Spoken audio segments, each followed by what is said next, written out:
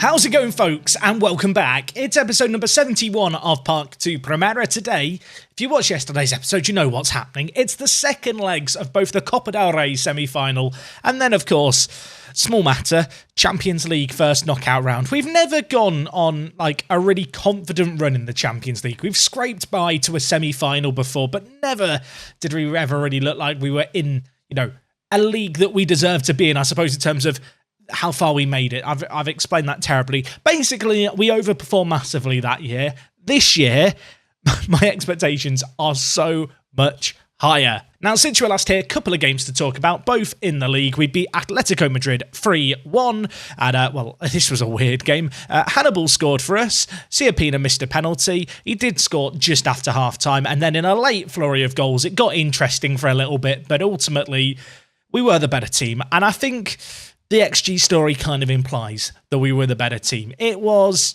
convincing at the end, but midway through it wasn't that convincing. When they made it 2-1, I'm sat there with my head in my hands thinking, oh my God, what have I done? But no, we survived, we lived to fight another day, and then we followed that up with a result against Alaves. This was a particularly good result because we played a completely rotated 11. Luzzi got on the score sheet, Gökdeniz got 2, and then Nianzou popped up with a header. He's actually scored 4 goals for us. He's been very, very good from set pieces and the like for us, the 25-year-old. Of course, joined us for £10 million. Bit of a squad option, bit of a depth option. Not played an insignificant number of games, really. He played well in this one. So with those 2 results in the league, we now sit top and pretty. I say that like we weren't top before. It's the exact same scenario, a 10-point gap to Barcelona. Real Madrid, as of late, did draw a game. As a result of that, they are now 12 points behind us. There's 30 points left on offer. I need to get the calculator out and start doing the math. But as things stand, 7 matches away from securing the title. It feels inevitable, dare I say. And well, another thing that's a little bit inevitable is our B team's dominance. Brace yourselves for this. This is dirty, really. They've won the league, and they've won the league with 10 games to spare. In fact, they've lost their last 2 games since the B team have secured promotion. But yes, top spot in the 3rd tier of Spain is assured. With that, we now go into La Liga Smart Bank, which is, of course, just 1 tier below where we are now, if I'm not mistaken. I was flicking through hoping I was going to find the league, and that hasn't happened. Where are we? I'm lost. Right, B team, we'll go there again. But no, you can see here, it's been a dominant season on the whole. Oliver has emerged as our top goal scorer. Of course, we signed him this year from Real Oviedo for 90k. He's done pretty well at this level. One player who's struggled a little bit is Aguilera, and the reason he struggled is because he picked up an injury and has been out for 5 weeks with tendinitis in his knee. Yeah, that doesn't sound like a particularly pleasant injury to get. As a result of that, he's not been playing, which is a bit of a shame. Aguilera, a player who I've always kind of had earmarked for the first team. You can see his potential ability has dropped a little bit in terms of what our staff think it could be. 20 years old now, though. He's a good little player. I still don't know if he's quite good enough to play for our first team, especially with that 10 finishing as a striker. But you know what? There's not really a rush to promote him. It's not like it's an under-23 team that we have. It's a B team. He can play there for a little while yet. We'll keep an eye on his development. And it's worth noting that, of course, we have got a youth intake on the way.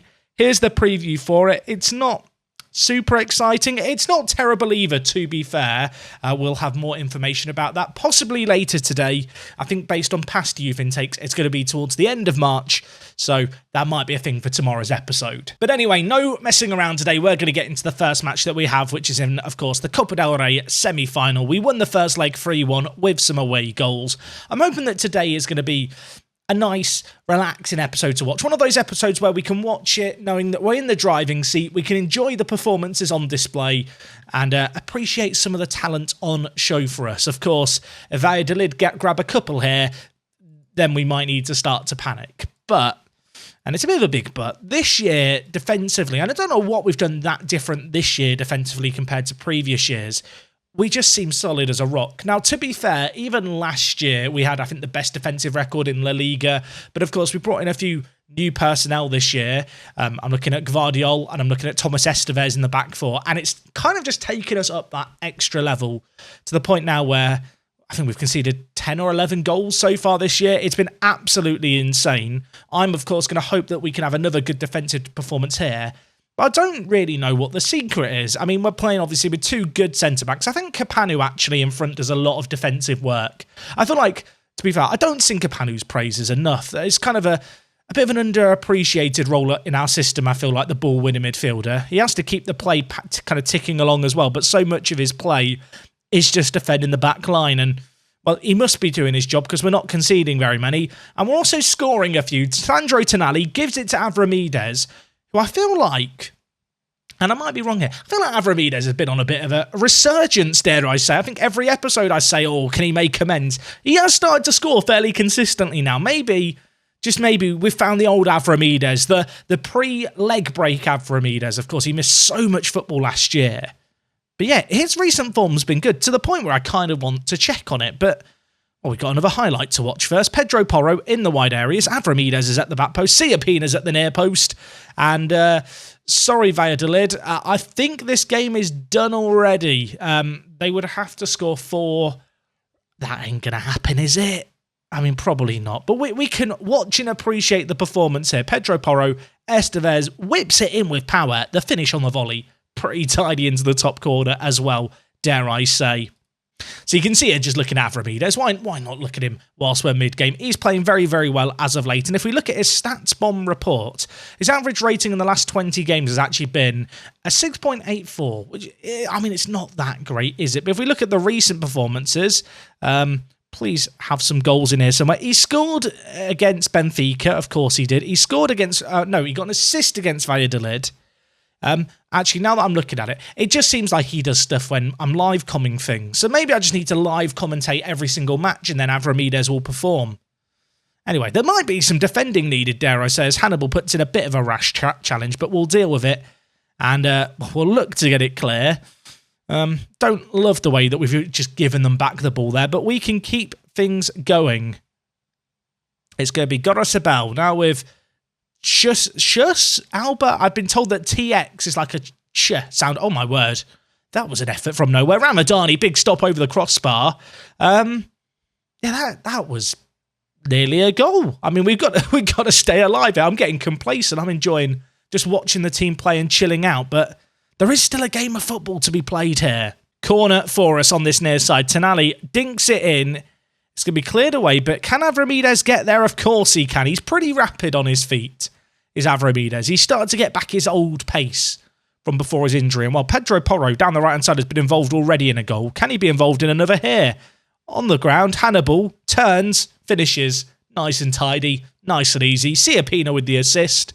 I feel a little bit bad for them. Now, of course, after we won the first leg, 3-1, I thought, this should be pretty good. This should be, we should win from here. And there was part of me that thought about rotating the team. And to be honest, if it wasn't for the gap that we have in the league, I would be playing a B team in this game. I would have put all my eggs in the La Liga basket. I would have backed our team to get a result here.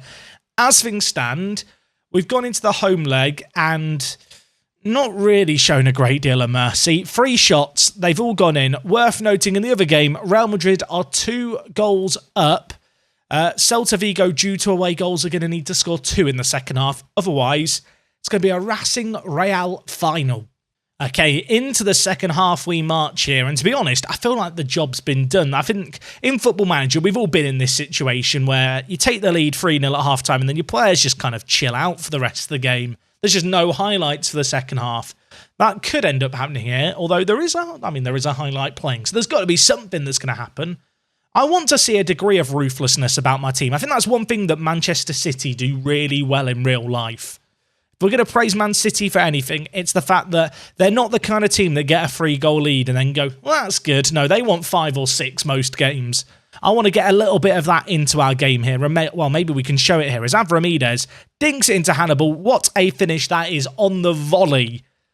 What was that finish? It was like a chipped volley just over the goalkeeper. I mean, Hannibal keeps his goal-scoring record going. He could end up being an absolute steal at the price that we paid of 59 million.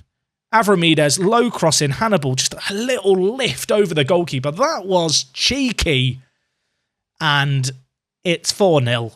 It's 7-1 on aggregate. And it could get worse. Please stop. Stop. They're already dead. Pedro Porro, Estevez, Siapina, Kapanu. I mean, Estevez is going to want more assists to his name, the right back. He's looked pretty good in this game here. He's been afforded so much time and space to pick out a pass. On this occasion, he's going to give the ball away, although that is just giving us the ball back. And I think I feel bad for them. I mean, it's 5-0. Now, there was part of me before today's episode that thought, these cup games, like, we're in a really good position with them. Like, do I have to commentate them? Which might seem like a weird thought. But at the same time, there's always the risk of the bottle. There's always the risk of the choke, I feel like, with any of my teams. But this team, I mean, it doesn't look like choking this year, dare I say. And equally, I think it's quite nice sometimes, in between us playing the likes of Barcelona, Real Madrid, Benfica, it's nice to see us take on the slightly lesser teams, dare I say, and just see how we perform. Show you guys what the league games are often like. And this is kind of how they've been going, where we don't have all that much of the ball, but where we have it is high up the pitch. We create a lot.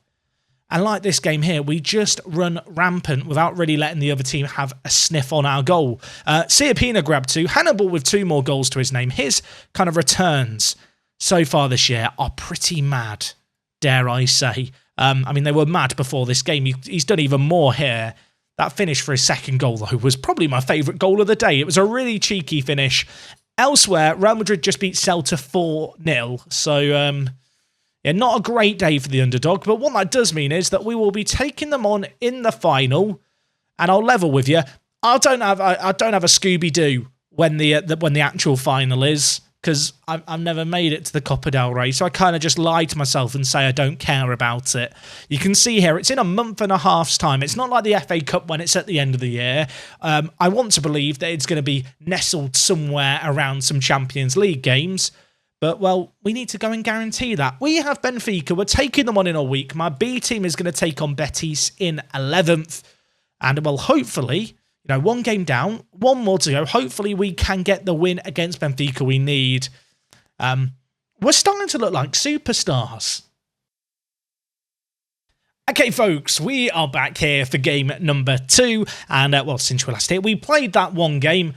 We wouldn't want that one game. Unfortunately, nothing's changed in the league table. After a period of Barcelona and Real Madrid slipping up all the time, they don't want to slip up anymore. As you can see here, in the end, we beat Real Betis 3-2 away from home. We played a fully rotated 11 in this game. A few weird little changes. Corridor wasn't available for selection, so I played Pedro Porro at right back. Incidentally, he got man of the match playing right back, so maybe that's some food for thought. But across the board, it was a good little team display. In the end, Velez, Nianzou and Calderon getting the goals. I realise yesterday and today, I've not talked about the fact that Velez is still here. He is surprised he's still here. He turned down that move to Lille when we tried to sell him in January. And you can tell how little he's played a role in the first team because I've just forgotten that he exists and forgotten that I should probably give an update on him. So, yeah, he's still here. He still exists. I kind of wish he'd gone for the money that I'd accepted for him. Might try and move him on in the summer. I mean, that said, he scored here and he played reasonably well at centre-back. So maybe I should give him a little bit of credit. Across the board, though, a good display. Was a little bit hairy, I suppose, finishing 3-2. But statistically, as you can see here, we were pretty rampant. Anyway, going into today's game against Benfica, a few changes needed, unfortunately, in the team. One of which is Diaz coming into the team to start at left-back. I've not talked about Diaz very much since he's joined us. He's been a very, very good little backup left-back for us. That's what we brought him in to do. Brought him in to be kind of the backup to Perez. He was called up for the Portuguese national team recently and picked up a cap there. And due to Perez being unavailable, he is going to be slotting in at left-back. Elsewhere in the team, unfortunately for us, Teliso is struggling with an injury. So Gabri Veiga is just going to keep a spot on the bench warm. You can see the rest of the team here, though. Siapina, Hannibal. I mean, it's all the usual suspects. I feel like at this point, like we have a settled 11 and I don't really want to disturb it too much. The only real change I've been making throughout this year is trying to get Gurk Deniz into the team a little bit more because he's played pretty well. But for today's game, we're going to start him on the bench. He played in the game at the weekend and I want to go in ready and refreshed today. We discussed it when we took on Benfica and finished up the game yesterday. But given the fact that we won 2-0 at home, I think the big challenge here has to be get an early goal.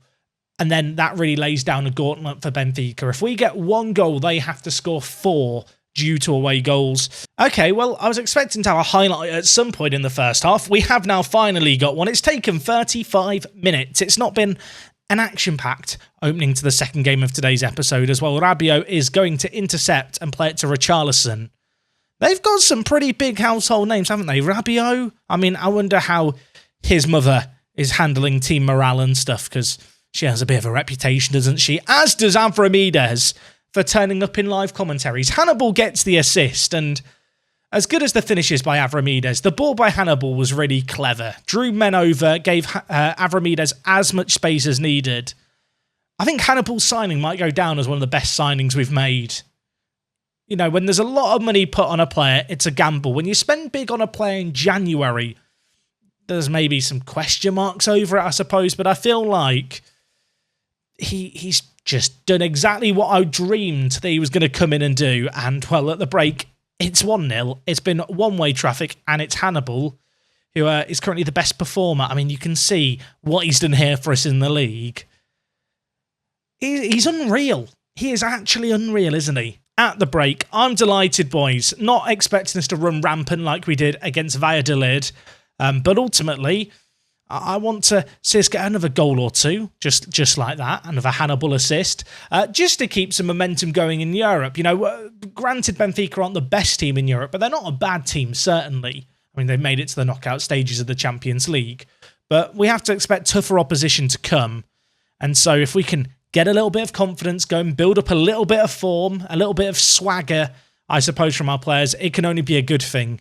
You can see here, Benfica only one shot on target, although Maya, our former player, I thought for a second he might assist from a corner. The corner didn't find its target, but there might still be a little bit of defending needing to be done here, as Rodrigo has the ball, although Diaz, who's slotting in at left-back today, wins the ball well, and now, well, we're going to go on a run. Hannibal and Siapina bearing down on goal. Avramidis as well in the wide area. Gets ploughed through the back of. I mean, that has to be a penalty, right? I mean, in 3D, that looks like a penalty. I don't see a world in which this isn't going to be given. VAR, he's given the penalty, and it's going to be Siapina to take the pen. He did miss his last one he took, so maybe a little bit of nerves here. What can he do for us? The Argentine forward. That's awkward, isn't it? Right, well, pretend that didn't happen. Didn't happen. Put it to the back of your mind, everyone. We didn't miss a penalty. We're still doing great. I mean, look, it's 4-0 on aggregate. Of all the stages to miss a penalty, this probably isn't the worst. Although I would have quite liked 3-0 on the night. I mean, we could still get 3-0 on the night. Hannibal, Siapina says, see you later. Yeah, we're a well-oiled machine at this point, aren't we? This is the kind of game that in previous years just caused us problems, caused us issues. And I just feel like we have the quality now to just turn up and do stuff like this. I think the cross itself did deflect to Siapina slightly, but make no mistake, Hannibal making the attacking run, Avramidis' work in the build-up play was really nice too. The assistant wants me to bring on Corridor again. You know what? We'll do it. Also, Kapanu's on a booking, so I'm going to make a change there. And in fact, I'm going to bring in Nyanzu to play defensive midfielder for us. I don't want to risk any needless red cards or suspensions, especially to players like Kapanu, who are undeniably very valuable with how we play.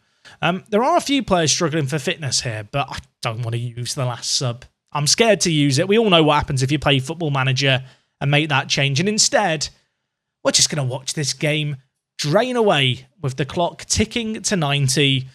And, well, we get the win. 5-0. That was a very, very straightforward. Very, surprisingly straight. Today I was nervous. Today was a day where I thought, if the collapse is going to begin, it's probably going to begin now. And it hasn't. Elsewhere, Sporting knock out Juventus. Porto knock out Liverpool. So the Portuguese teams did really, really well. Real Madrid turned it around against PSV quite emphatically. Arsenal are also through. Elsewhere, United, Bayern and Inter into the next round. But, I mean, we've looked very good so far this year. I'm just worried. This reminds me of some of the seasons we had at Nottingham Forest, where we looked great in the league and everything, and then there would become, a stage in the Champions League where for both legs we just didn't turn up. But, I mean, Mejbri's just got 3 assists there, so Yeah, that's quite good, isn't it? He's absolutely nuts. I can't believe we've got this man for 59 million.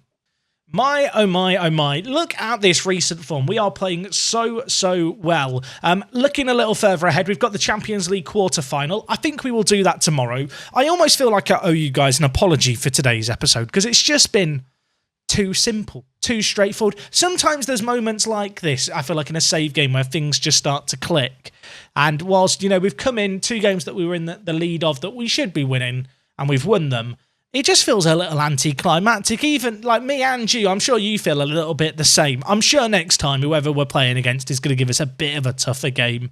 Champions League quarter-final awaits. I hope to see you guys for it. If there was any standout performers over the last few episodes that you feel like I've not bigged up enough, maybe there's an individual who you're growing attached to, someone who you really feel like is making a difference this year, and I'm not talking about them enough, let me know who that person is in the comments. And well, until next time, that quarter-final tie, I'm done. We're going to go away and keep winning, come back maybe even as champions of the league, although that might be a little ambitious. Whenever we return, it's going to be good. As I said already, apologies. Bit of a straightforward episode. Sometimes football managers like this. I feel like we have to embrace the good times like this for all the struggles we had over the years here at Racing. Anyway, tomorrow is the Champions League quarter-final. We will be back again for your daily dose of Park to Primera action with that. And well, until then, have a lovely rest of your day. It is me, Jack, and I'll see you guys next time. I'm out.